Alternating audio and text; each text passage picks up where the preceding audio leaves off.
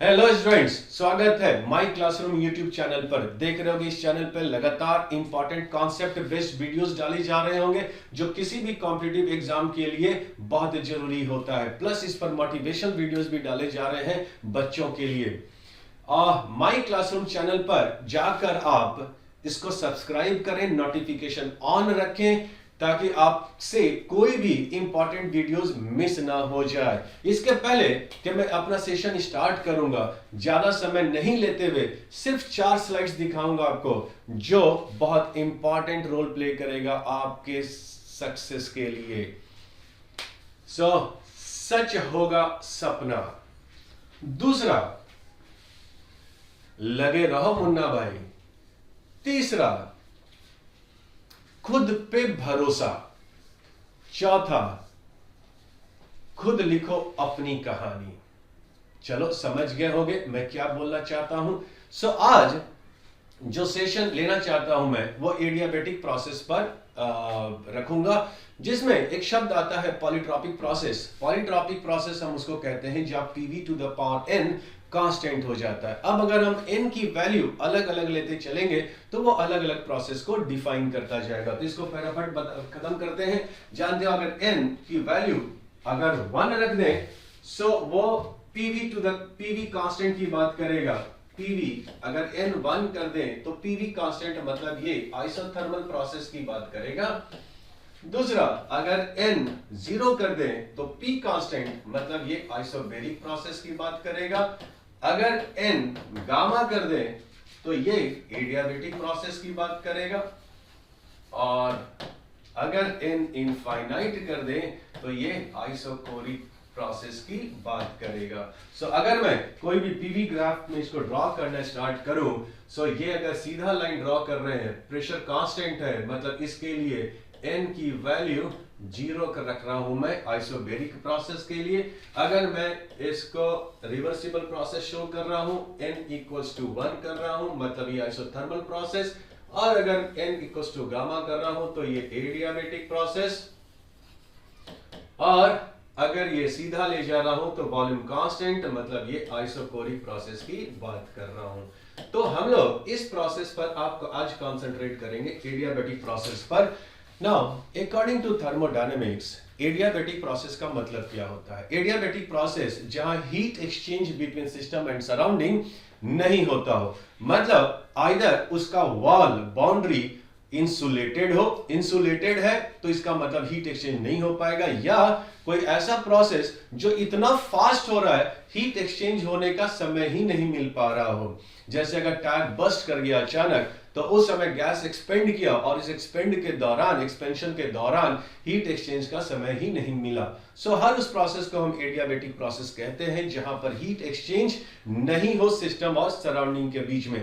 ऐसा एक्चुअल तो मिलता नहीं है 100%, but ideally we can say कि हाँ उस प्रोसेस को हम एडियाबेटिक प्रोसेस कहेंगे। यहां पर अगर first law of thermodynamics apply करोगे that is delta E equals to Q plus W।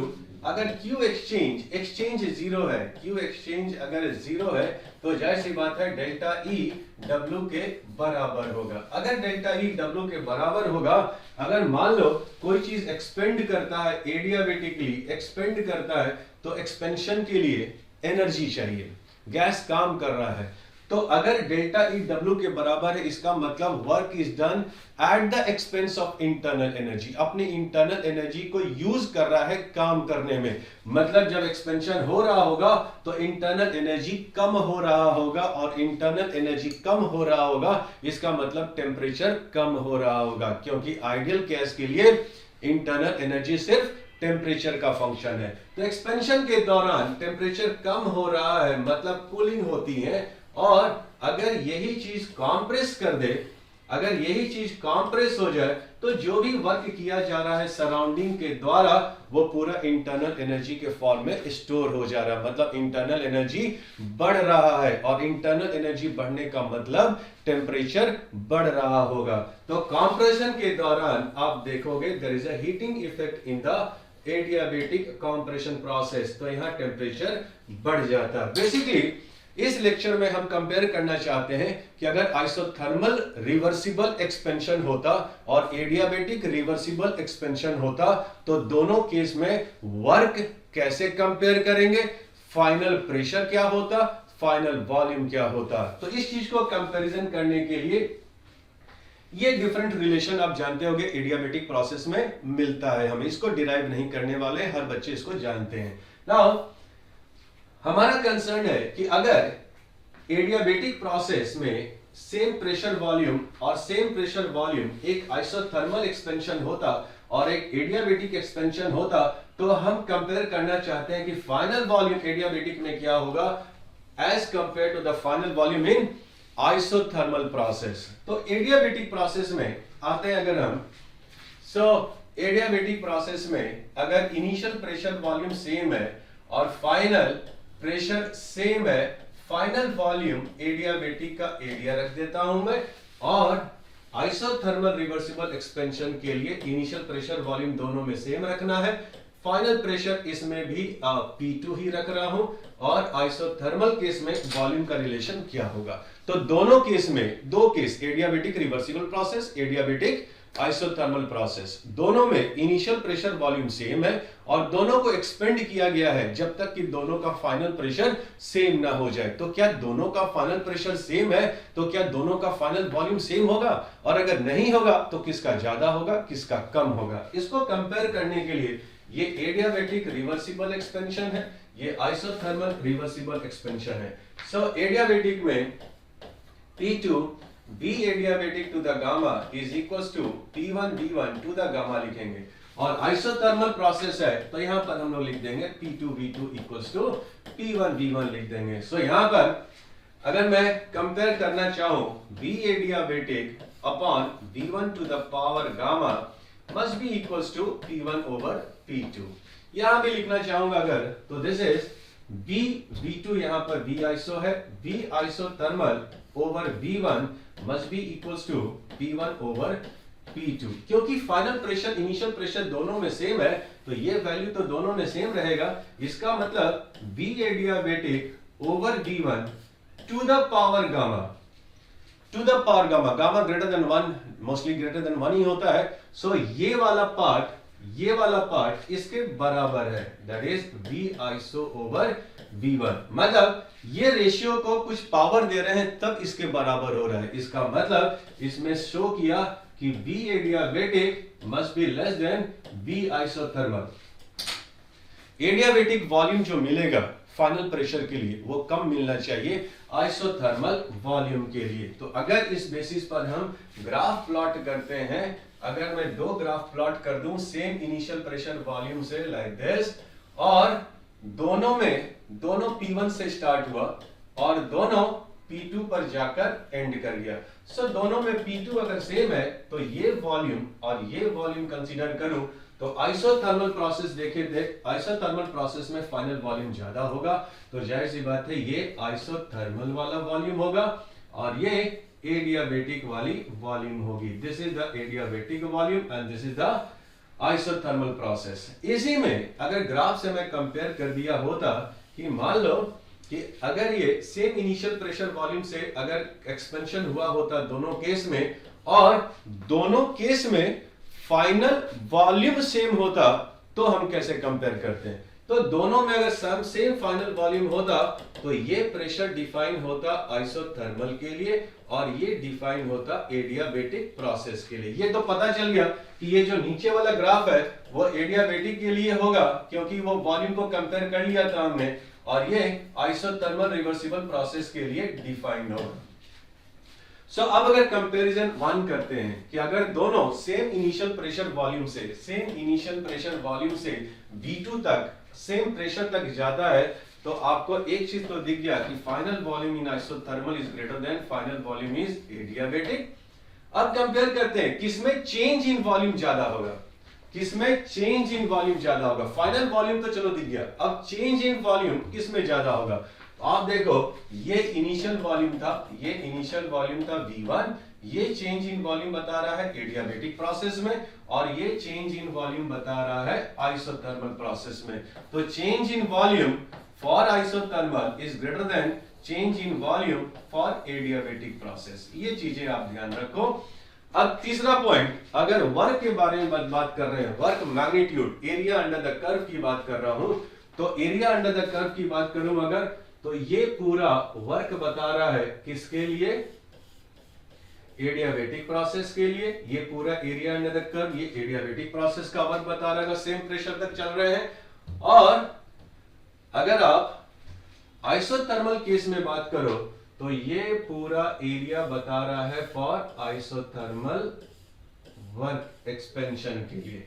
हम अगर मैग्नीट्यूड सिर्फ देखते हैं, हम साइन नहीं देख रहे हैं, सिर्फ मैग्नीट्यूड देख रहे हैं, तो आपको area under the curve isothermal में ज्यादा मिल रहा है as compare to area under the adiabatic reversible expansion में, जब दोनों सेम प्रेशर तक एक्सपेंड कर रहा है। तो ये वर्क का हम कंपैरिजन कर सकते हैं एरिया अंडर द कर्व को देखकर। दूसरा, अब अगर ये प्रेशर हो गया, अगर मैं सेम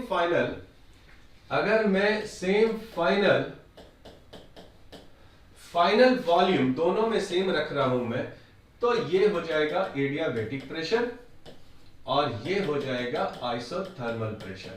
तो यहां कंपेयर करूं अगर मैं, सो ऑफ कोर्स हमको दिख रहा है कि isothermal pressure is going to be higher than adiabatic process. Isothermal pressure ज्यादा होगा as compare to adiabatic pressure. लेकिन अगर मैं चेंज इन प्रेशर देखूं कि किसमें चेंज इन प्रेशर ज्यादा है, सो ये प्रेशर P1 है और ये आइसोथर्मल है, तो चेंज इन प्रेशर अगर ऑब्जर्व करूं आइसोथर्मल के लिए ये वाला होगा change in pressure for isothermal, और एडियाबेटिक के लिए देखूं तो ये पूरा एडियाबेटिक प्रोसेस के लिए चेंज इन प्रेशर होगा। तो अब यहां पर चेंज इन प्रेशर अगर कोई बोलेगा तो change in pressure for adiabatic is going to be greater than change in pressure in isothermal process. तो बच्चे ये बड़ा इंपॉर्टेंट पॉइंट है, जल्दी से जानने के लिए क्वेश्चंस आधे मिनट में 30 सेकंड में पूरा होना चाहिए ये सब। तो ग्राफ को दिमाग में रखो, ग्राफ को दिमाग में रखोगे तो एरिया अंडर द कर्व भी दिख जाएगा, वर्क मैग्नीट्यूड भी दिख जाएगा। दो तरह से क्वेश्चन पूछते हैं, अगर नेगेटिव साइन को लेंगे तो उल्टा आंसर होगा, और सिर्फ एरिया अंडर द कर्व को देखें वर्क के लिए तो हमारा आंसर अलग होगा। नेगेटिव साइन को लोगे तो गड़बड़ होगा। अब इसमें भी वर्क की मैग्नीट्यूड देखोगे अगर कि किसमें वर्क ज्यादा और किसमें वर्क कम, सो ये वाला ग्राफ आइसोथर्मल के लिए, ये वाला ग्राफ आइसोथर्मल के लिए प्रोसेस के लिए है। तो एरिया अंडर द कर्व ये पूरा एरिया आपको मिलेगा फॉर आइसोथर्मल, और अगर एडियाबेटिक के लिए देखोगे तो ये ग्राफ मिलेगा, ये एरिया अंडर द ग्राफ मिलेगा फॉर एडियाबेटिक वर्क के लिए। तो वर्क को भी आप कंपैरिजन कर सकते हो, क्योंकि वर्क डन एक्सपेंशन में सिस्टम काम कर रहा है, तो जनरली हम केमिस्ट्री में एक्सपेंशन को नेगेटिव लेते हैं, फिजिक्स में पॉजिटिव लेते हैं, तो उल्टा साइन होता है, थोड़ा सा ध्यान रखना। मैं सिर्फ एरिया अंडर द कर्व इसलिए बात कर रहा हूं कि उसकी मैग्नीट्यूड कितनी होगी, सिर्फ उस पर डिस्कशन कर रहा हूं। तो ये इंपॉर्टेंट पॉइंट्स है एक्सपेंशन के केस में। अगर इसी को अगर मैं कंपैरिजन करूं कंप्रेशन में क्या होगा। अब कंप्रेशन के लिए मैं सेम इनिशियल प्रेशर वॉल्यूम से प्रेशर डाउन कर रहा हूं, इसको भी डाउन कर रहा हूं। दो केसेस हो सकता है, सेम प्रेशर तक कंप्रेस करें, दोनों में सेम प्रेशर तक कंप्रेस करें, या फिर सेम वॉल्यूम तक कंप्रेस करें। तो इस केसेस में इसको कंपैरिजन करें अगर, तो मान लो कि अगर आपने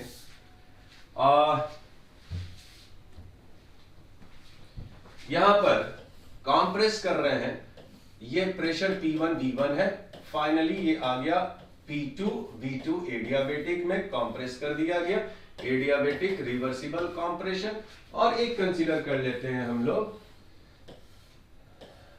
P1 V1 से ये चला आया P2 सेम प्रेशर तक, वॉल्यूम आइसोथर्मल रख लिया। अब अगर कंपैरिजन करते हैं दोनों में कि भाई फाइनल वॉल्यूम क्या होने वाला है दोनों में, तो आप लिखोगे P1 V1 to the power gamma is equals to P2 V adiabatic to the power gamma. So V1 over V2 V adiabatic to the power gamma is going to be equals to P2 over P1 के बराबर हो जाएगा।